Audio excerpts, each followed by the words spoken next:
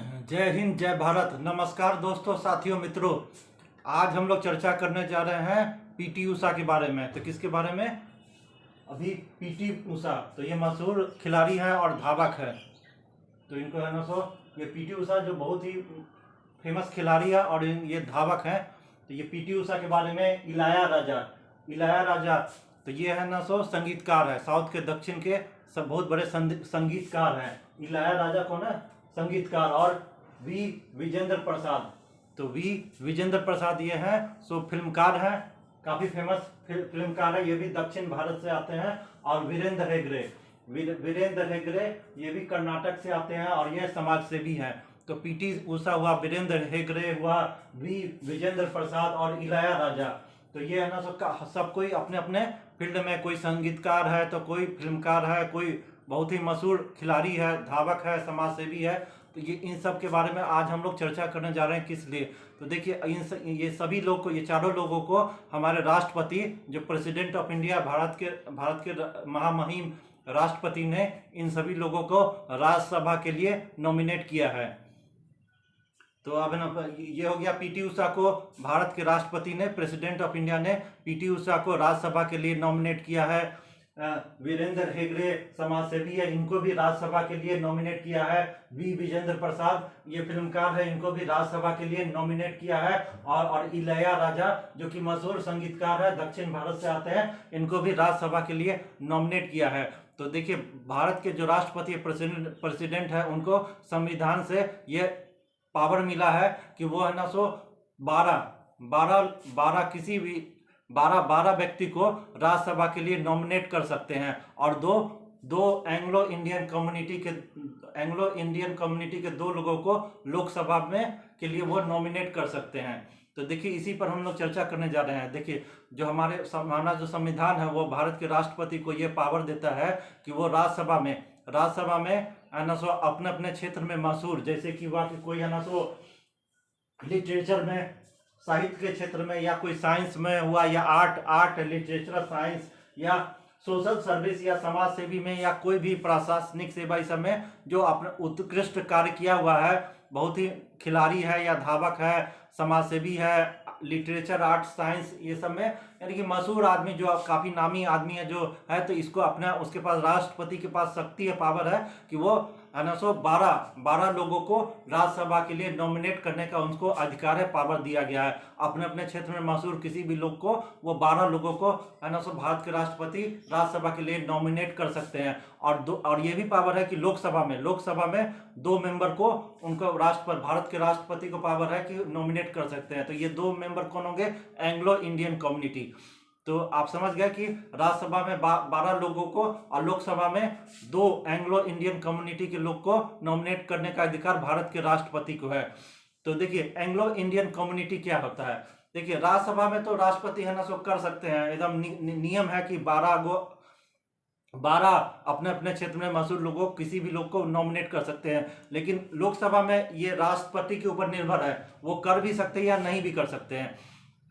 अगर भारत के राष्ट्रपति को ये लगे कि है ना एंग्लो इंडियन कम्युनिटी का है ना रिप्रेजेंटेटिव लोकसभा में नहीं है, तो अब वो अपने विल पावर पर है ना, अपनी मर्जी, विल पावर पर वो है ना उनकी इच्छा पर ये निर्भर है कि वो नॉमिनेट करे या ना करे। अगर उनको लगता है भारत के राष्ट्रपति को कि लोकसभा में एंग्लो इंडियन कम्युनिटी का जो है ना रिप्रेजेंटेटिव नहीं है, नगण्य है, तो वो उनका बिल पावर है कि वो है ना 2 एंग्लो इंडियन कम्युनिटी को है ना लोकसभा में है ना नामांकित कर सकते हैं। लेकिन अगर ये नहीं लगता है, कि नहीं एंग्लो इंडियन कम्युनिटी को, उनकी मर्जी के ऊपर है, अगर उनको लगता है कि नहीं, ऐसा कोई जरूरी नहीं है कि एंग्लो इंडियन कम्युनिटी के 2 लोगों को लोकसभा के लिए नॉमिनेट किया जाए, तो उन पर निर्भर, वो नहीं भी कर सकते या कर भी सकते हैं। यानी कि ये सब राष्ट्रपति की मर्जी के ऊपर निर्भर है कि वो एंग्लो इंडियन कम्युनिटी के 2 लोगों को, या तो उनका मर्जी है कि वो है कि यार, उनको अगर ऐसा लगता है कि नहीं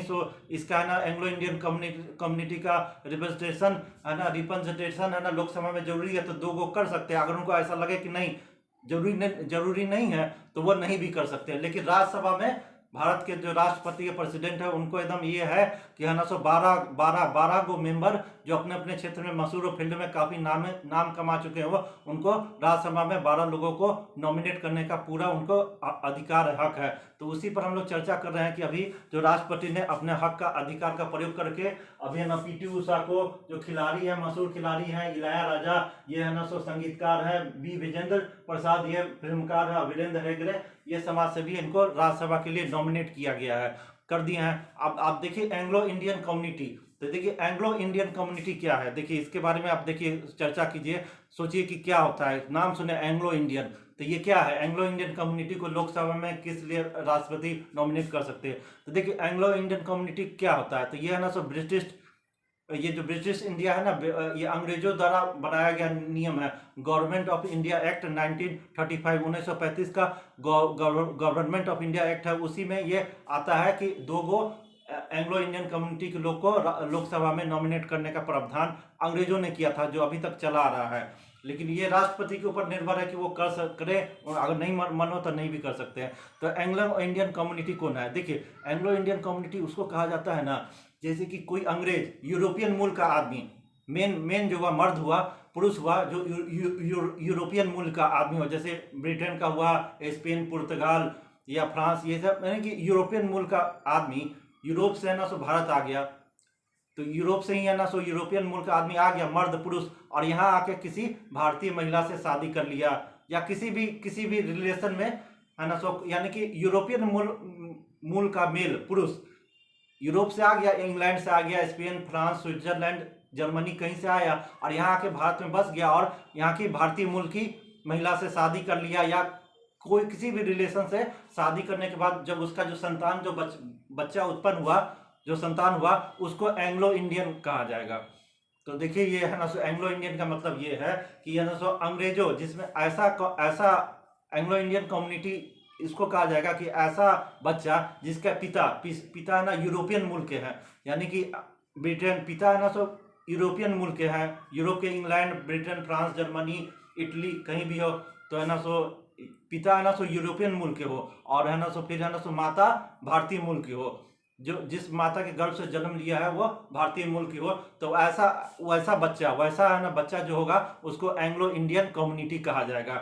हमारे देश में सोनिया गांधी तो महिला है, तो वो क्या है? यूरोपियन, इटली की है, तो ये है ना सो तो महिला है। और राजीव गांधी तो भारतीय मूल का है, तो यहाँ है ना कि मेल है ना सो भारतीय मूल का है, राजीव गांधी भारतीय मूल का है, और है ना ये सोनिया गांधी विदेशी मूल की है, इटली की है, तो ये तो महिला है। तो ये है ना Rahul Gandhi, Priyanka Gandhi Anglo Indian community नहीं कहलाएगा। अगर कोई मेल पुरुष अगर यूरोपियन मूल का हो, इंग्लैंड, फ्रांस, ये सब का, और महिला जो हो जिससे है ना सो बच्चा पैदा लिया है वो भारतीय मूल की हो, तब उसका बच्चा को एंग्लो इंडियन कम्युनिटी कहा जाएगा। लेकिन है ना सो ये राहुल गांधी, प्रियंका गांधी को एंग्लो इंडियन नहीं कहा जाएगा, इसलिए कि राजीव गांधी भारतीय मूल का था, पुरुष था, उसका बाप भारतीय है, और महिला माँ है ना सो इटली की है, इसलिए उसको एंग्लो इंडियन कम्युनिटी नहीं कहा जाएगा। तो देखिए ये है ना अंग्रेजों का जो बच्चा है, जिसका ऐसा बच्चा जिसका पिता अंग्रेज है, यूरोपियन मूल का है, अब माँ है ना भारतीय मूल की है, तो उसका जो बाल बच्चा है, उसका जो फिर आगे चल के जो खानदान वंश बढ़ा, तो है ना सो यूरोपियन तो 14वीं शताब्दी से पुर्तगाली, स्पेन, ये सब भारत में आ रहा था व्यापार करने के लिए, ईस्ट इंडिया कंपनी काफी से, तो जो हो गया उससे है ना सो अंग्रेज पिता माता है ना भारतीय मूल की, तो उसी का जो वंश खानदान जो आगे बढ़ा उसी को एंग्लो इंडियन कम्युनिटी कहते हैं। तो ये 1935 के गवर्नमेंट ऑफ इंडिया एक्ट में ये सब लिखा है कि प्रावधान है कि राष्ट्रपति के ऊपर मर्जी है कि वो अगर उनको लगता है कि नहीं इसका इस है ना कम्युनिटी का रिप्रेजेंटेशन लोकसभा में जरूरी है तो कर सकते हैं, अगर नहीं लगे तो नहीं कर सकते, बाध्य नहीं है। लेकिन राज्यसभा में 12 है ना सो मेंबर को नॉमिनेट करने का पूरा अधिकार है, राष्ट्रपति करते हैं अपने कार्यकाल में। तो ये है ना सो 12 मेंबर का कर सकते हैं, जो अपने अपने क्षेत्र में हो, आर्ट में हो, लिटरेचर में, खिलाड़ी में हो, जैसे पीटी उषा काफी मशहूर खिलाड़ी है तो इसको कर सकते हैं, फिल्मकार हो, संगीतकार हो, कोई है ना सो अनेक फील्ड में जो है ना मशहूर व्यक्ति है, जैसे कि है ना सो जावेद अख्तर को नॉमिनेट कर दिया था, भारत के राष्ट्रपति ने किया था, तो वो भी मशहूर आदमी है। तो इस तरह से नॉमिनेट होता है, शबाना आजमी को भी नॉमिनेट किया गया है।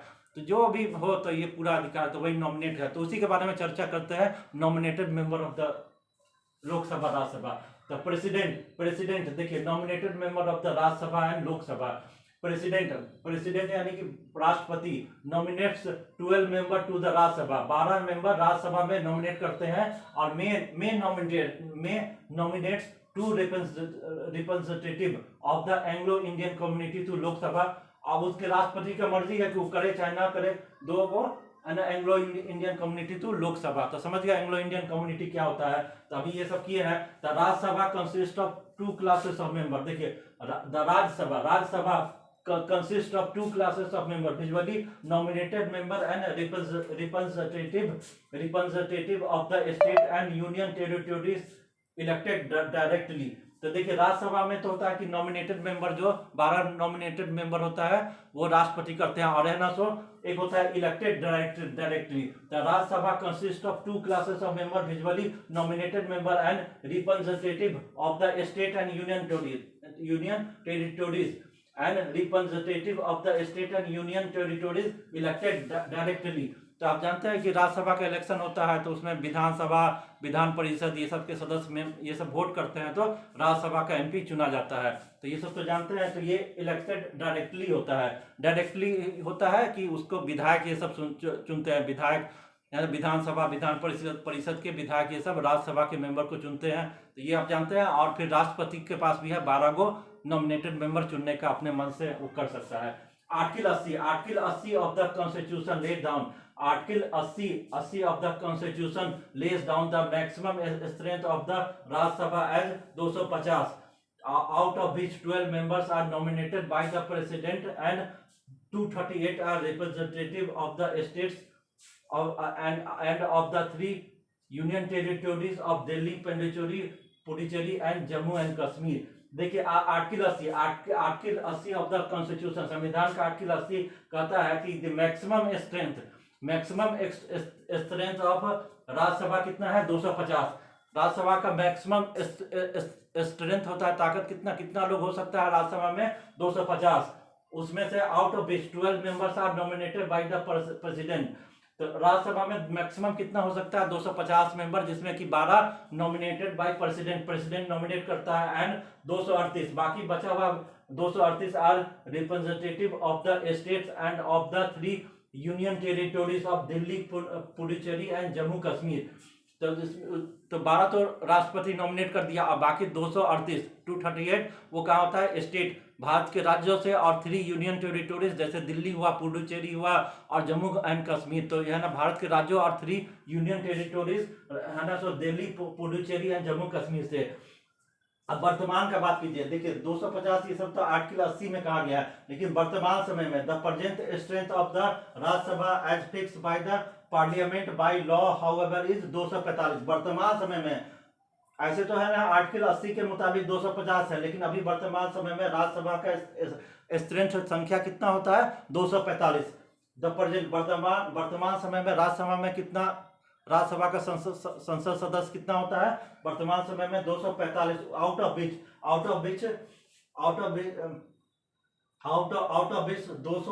233 are representative of the state and the 3 union territories of Delhi, JK and Puducherry. तो वर्तमान समय में 245 है राज्यसभा का स्ट्रेंथ, जिसमें कि 233 है वो राज्य के रिप्रेजेंटेटिव होते हैं, जो कि इलेक्टेड डायरेक्टली विधानसभा, विधान परिषद, विधानसभा के द्वारा चुने जाते हैं। जो 233 जो मेंबर है वो भारत के राज्यों और 3 यूनियन टेरिटोरीज, पुडुचेरी हो गया, दिल्ली हो गया और जम्मू एंड कश्मीर, ये सबसे 233 चुने जाते हैं 245 में से। और 12 फिर बचे जो 12 245 में से 245 जो संख्या है राज्यसभा की, उसमें 233 है ना सो राज्यों के विधानसभा, विधान परिषद या पुडुचेरी या है ना सो जम्मू एंड कश्मीर, दिल्ली के विधानसभा, विधान परिषद के द्वारा चुने जाते हैं। बाकी 233 तो इधर से चुन लिए गए, 12 है ना सो भारत के राष्ट्रपति नॉमिनेट करते हैं। तो 245 में से 12 राष्ट्रपति नॉमिनेट करते हैं, और 233 है ना सो राज्यों या ये है ना सो यूनियन टेरिटोरीज, दिल्ली हुआ, पुडुचेरी हुआ, जम्मू एंड कश्मीर, ये सबसे आते हैं। The the members nominated by the president are person having special knowledge or practical experience in respect of such matters such as literature, science, art and social service. यानी कि अब है ना सो जो भी नॉमिनेट राष्ट्रपति जिसको भी नॉमिनेट करते हैं वो अपने अपने क्षेत्र में काफ़ी नामी गरिमामयी व्यक्ति होते हैं। जैसे पीटी उषा हो गई, अब है ना सो कोई फिल्मकार हो गया, कोई संगीतकार हो गया, कोई खिलाड़ी हो गया, ये सबको है ना सो जो अपने अपने क्षेत्र में काफ़ी नाम कमाया हुआ है तो उसको भारत के राष्ट्रपति अपना नॉमिनेट करते हैं। तो समझ गए। आर्टिकल 80 क्या कहता है कि भारत में राज्यसभा के कितने सदस्य हैं? 250। लेकिन अभी वर्तमान समय में जो है ना 245 ही राज्यसभा के सदस्य हैं, जिसमें कि 12 राष्ट्रपति नॉमिनेट करते हैं और बाकी 233 है ना सो ये राज्यों और है ना सो ये जो यूनियन टेरिटोरीज है उस सबके द्वारा, उस सबके विधानसभा विधान परिषद के द्वारा ये चुने जाते हैं। तो ये समझ गए, पूरा हो गया। एंग्लो इंडियन कम्युनिटी क्या होता है इसके बारे में भी आप समझ गए। अंग्रेजों की औलाद होते हैं, है ना। एंग्लो इंडियन कम्युनिटी क्या हुआ? अंग्रेजों का औलाद, जिसका बाप अंग्रेज हुआ, तो है ना जिसका बाप अंग्रेज हुआ वही एंग्लो इंडियन कम्युनिटी हुआ। माँ है ना सो भारतीय मूल की हुई, तो ये हो गया एंग्लो इंडियन। तो आप ये सब समझ गए कि राष्ट्रपति का मर्जी है एंग्लो इंडियन करे चाहे ना करे, लेकिन राज्यसभा में 12 को उसको करना है। धन्यवाद।